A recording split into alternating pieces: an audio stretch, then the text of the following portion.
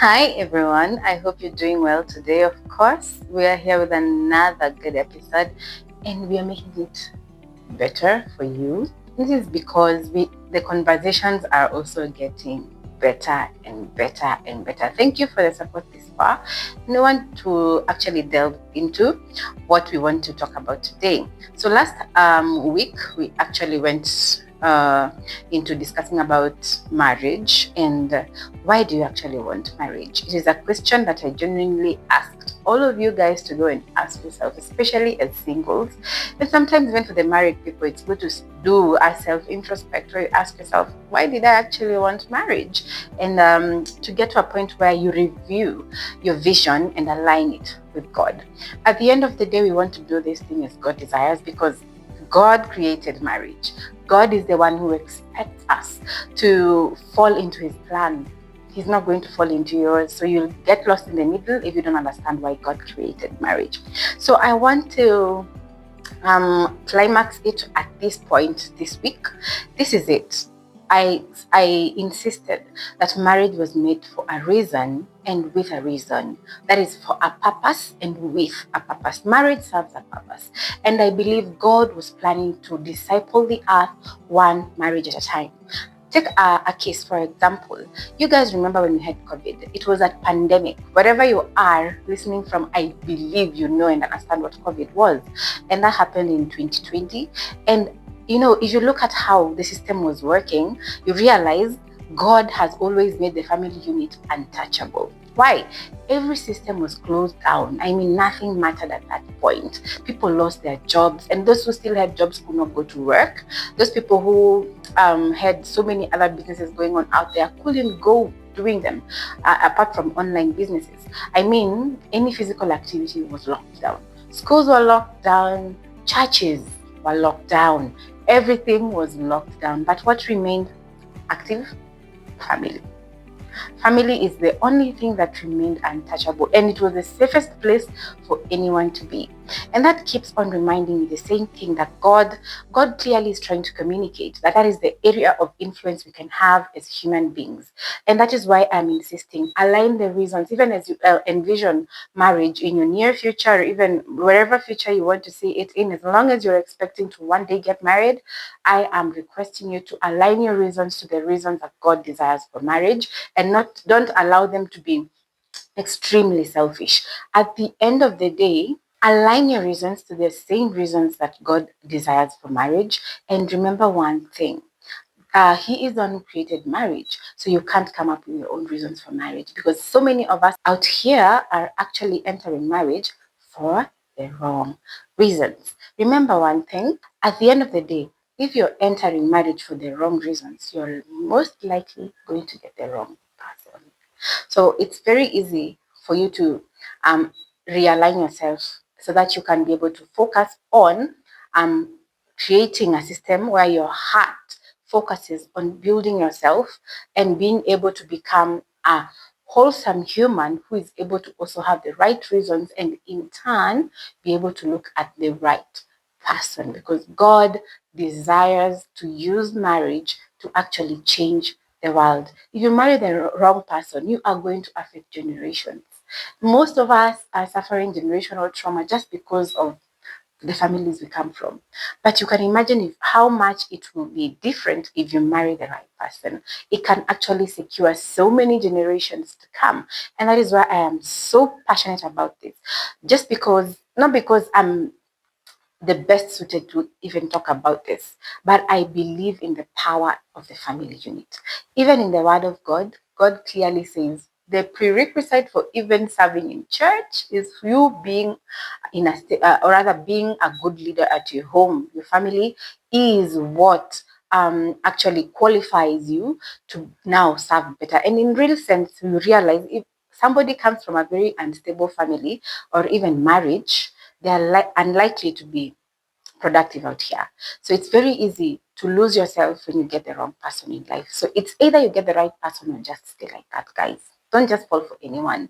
I will insist that just get the right person. Get the person who you know is intertwined to the vision you have as a person and with God. There's so many things you can talk about when it comes to choosing your the right partner, and of course the most suitable partner.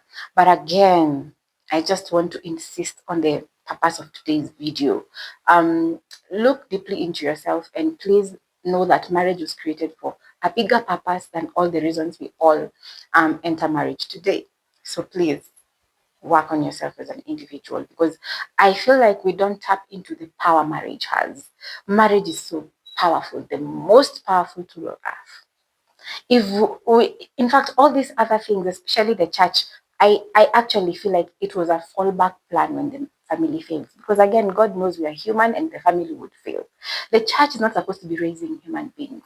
Family should be raising human beings. At home, that is where you should be learning God through your parents, through your siblings, whereby we are able to actually even us as adults, as you're looking forward to get married, your children expect to know God from you. God expects you to actually be the first teacher in their lives, the first example of goodness in their lives, the first person who they emulate. You get that? So the reason now we have all these other things, God just knew some families will fail, and probably somebody will get another source of being recuperated. Let me say, in terms of medicine, of course, resuscitated, so that you can at least get back to life again. So, guys, please, please, please take it as serious as it is. The person you choose in your life will affect you immensely. And if you don't actually take action right now, you are going to end up in the wrongest place. And remember, it's easier to actually leave a relationship. Yes, it's still hard, but it's easier compared to leaving a marriage. It's easier to leave a relationship, and it saves you much more damage compared to when you're leaving a marriage. And especially because in many marriages, kids are involved. So, guys, please understand that marriage was made for a purpose that is beyond what we have actually been thinking about. And please be in touch with God for Him to help you understand that these reasons that we have can act. All these reasons are valid. Sometimes, of course, we are living on earth, marriage is for earth. We might end up having reasons, personal reasons. We want to have company, we want to enjoy, we want to have fun. They are okay, but those are not the reasons, the main reasons that should make you choose someone. These main reasons, and these other things can now align with the person you choose. Remember, even if you have 5 good reasons and one of them is okay, it will still lead you to the wrong person. You need the right reasons wholesomely to be able to get to the right person. Even a car, if you have 3 wheels and one wheel is not working, that car can't move. In fact, even when it is still working well, just a little pressure being reduced from that one tire can cause a hazardous accident. So, guys, take it as serious as it is, because we fall my passion is just to help you see that we need to take care of how we enter marriage, not because marriage is so hard, but because we need, this is a lifetime thing. This is something, you don't want to be entering marriage and living all the time. You don't want to be entering marriage and not feeling satisfied. You don't want to be entering marriage and being the kind of person who steps out. It is such something that is so disgraceful. So at the end of the day, as a person, please take your time and reflect into the reasons why you're entering marriage, and so that you can end up enjoying the fullness and tap into what God was truly desiring for us to enjoy. And most importantly, so that we can definitely, starting from our family point, even if you think that you aren't called to do anything big, at the end of the day, we're all called to do something. But your own family is a calling to you. No one else can work on the family you have.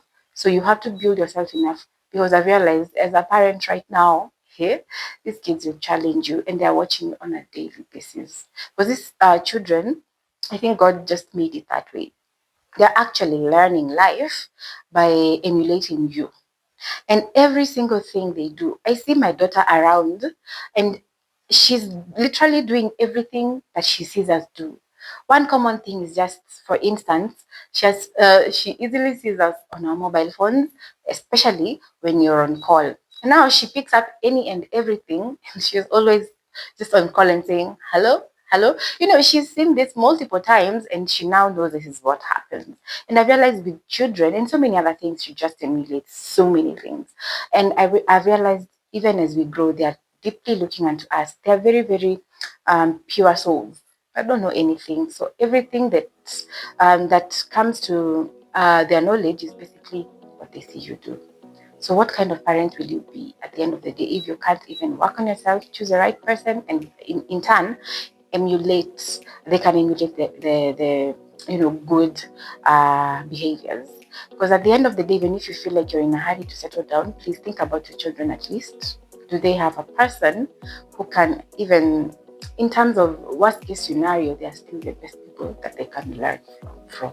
So guys, that is my submission for you today. Please take it seriously. We will continue with this discussion on marriage, but I want to actually just let it stop right there. I'm planning for a whole big season that we will delve deeper into this, because something that I really, really is very near to my heart, and I believe we're going to learn together. Thank you so much for the support, and I believe we are going to do better things in this space. For you, I wish you all the best. Please enjoy your singlehood, enjoy your space, enjoy every good thing you can as a person, and remember that marriage is made for a purpose and with a purpose. Ciao.